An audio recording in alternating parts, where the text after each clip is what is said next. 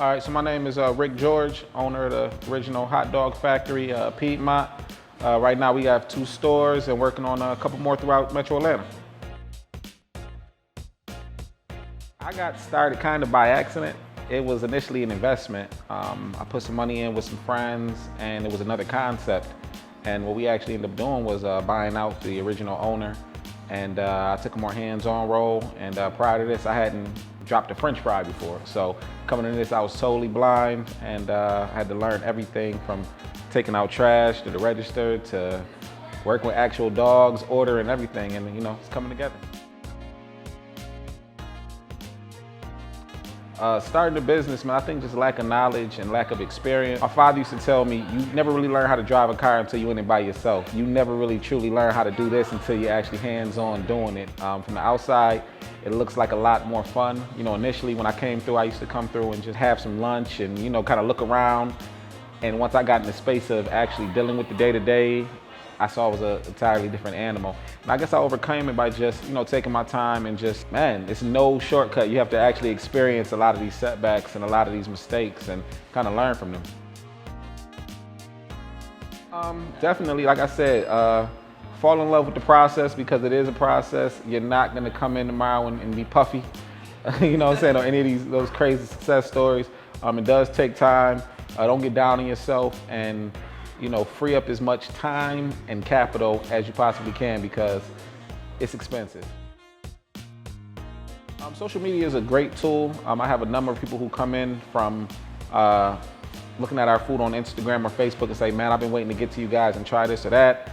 I had a young lady come in just this morning wanting our Chicago dog. She's from Chicago, been seeing it online, and she ordered 10 of them for her whole staff to try just off social media. Another social media it's more centralized to just business owners is like Yelp and stuff like that. We get quite a bit of business from Yelp and Yelp reviews and Google reviews and things like that. So we maximize those things by, really just giving the best service we can and hoping that it ends up there. And once it is, man, we get a lot of people that come back and it translates into sales. Oh man, it's been great, man. Just next door you have Kenley's. And Kenley's has been here, man, I think in this building probably close to 20 years.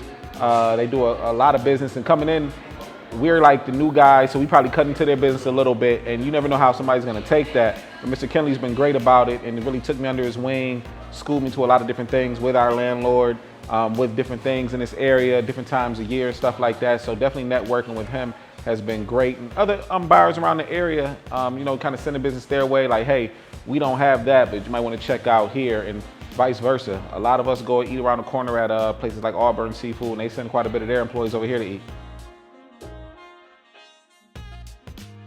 So our website is theoriginalhotdogfactory.com, pretty easy.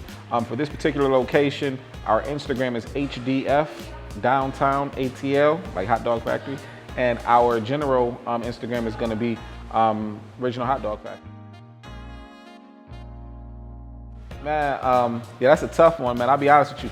I did a horrible job with it for a long time, and I'm just now really finding it, because when I jumped in this, I was getting my butt kicked a little bit. So I kind of let everything else kind of go by the wayside, like relationships and fun and all that stuff. And it was all about this, man, dreaming about it, waking up in the morning like hot dogs, you know what I'm saying?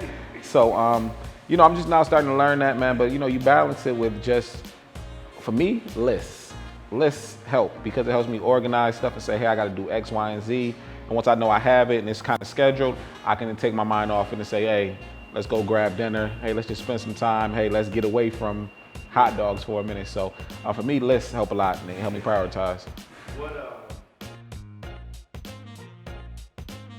Partners are give and take. Just going into it, you want to make sure you have people who are like-minded, that have the same sensibilities. You know what I'm saying? That you guys don't have to totally agree on everything, but you're in the same ballpark to where if somebody doesn't get exactly what they want, it's not too extreme. Like, well, I want this, well, I want this. And it's like, yo, how we gonna meet in the middle? Obviously money is always a touchy situation. You wanna make sure that everybody's splitting the pie fairly, everybody's putting in equal work and equity into the situation. And just having that communication, man. And it sounds like so easy, like, oh, just communicate, but it's hard. A lot of people can't talk to their partner and say, yo, what's up? You're not showing up, man. I feel like I'm carrying a lot more to work. So you gotta have that, those tough conversations and do as much of it up front as you can. Don't wait until y'all making money to now say, I feel like I deserve a bigger cut, or I feel like you this, so I want this. Man, because when there's no money involved, everybody's kind of on the ground floor with the vision, and you can have those tough conversations without it being, it's hard. I've seen it happen on a lot of different levels, man. When cats not getting no money, they're the best of friends. They, barbecuing and hanging out and partying. And then when you start getting money, cats start looking at what you making versus what they making. Everybody get a little stingy, and those other bonds get broken. And if you don't have something concrete in place, it's nothing to refer back to say, well, remember, yo, you agreed to 70-30. And that cat might be like, well, I agreed to it before I knew it was gonna be this. You know what I'm saying? I just watched a documentary, man, on the Wu-Tang Clan. And the long and short of it is that RZA had all the guys signed to 50% production deals. So no matter what, if Method Man got $1 million from Def Jam, RZA saw 500,000 of it off top. And they signed these deals when they were all broke in the projects trying to come up. But when they was millionaires, it's like, wait a minute, man. You still taking this from me? You supposed to be family. And he had to go back and let a lot of them out of their deals and restructure stuff.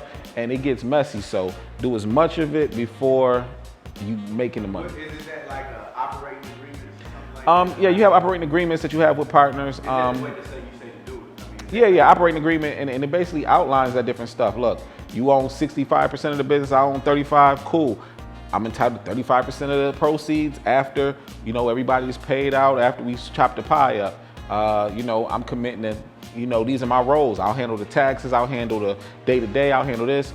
You handle this, and this. And again, it keeps everybody honest, and it's not like you point your fingers, but it's like, yo, we outlined it.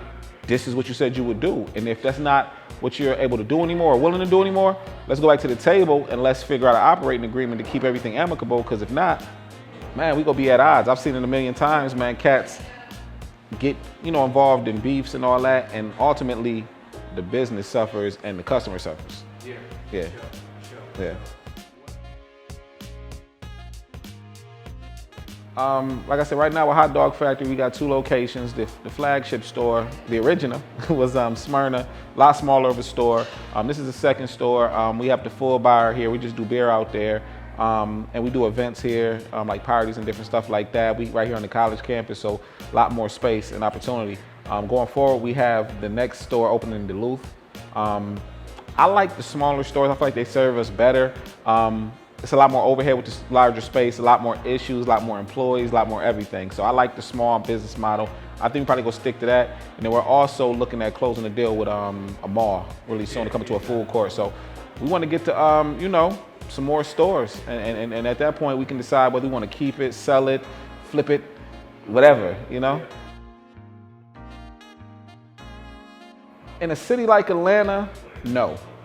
Atlanta is a very, African-American friendly city, man. You know what I'm saying? Like when you're going, to get these permits and you're going to look at, different opportunities, the person across the desk from you, a lot of times looks like you. They understand your background, they understand that. So in a city like Atlanta, I wouldn't say it's a hindrance. Now, initially going in, you go in kind of nervous, like, man, when I was going to get my liquor licenses, I was putting my suit on and going in there and prepping and all that. When I got in there, I was like, wow, it's kind of not, the same thing. In Smyrna, when we dealing with people, it's a different crowd because again, it is Smyrna, it's a suburb, but man, same thing. I think people are used to seeing African Americans who are able to handle business, able to get in here and succeed and execute. So it's not the same thing. I tell people all the time, I don't think I could have this in too many other cities around the country. If I was in New York or if I was in California, you're just not seeing it. So being a black business owner around here is great because you get a lot of support and it's a lot of people that look like us that have disposable income to spend money with you.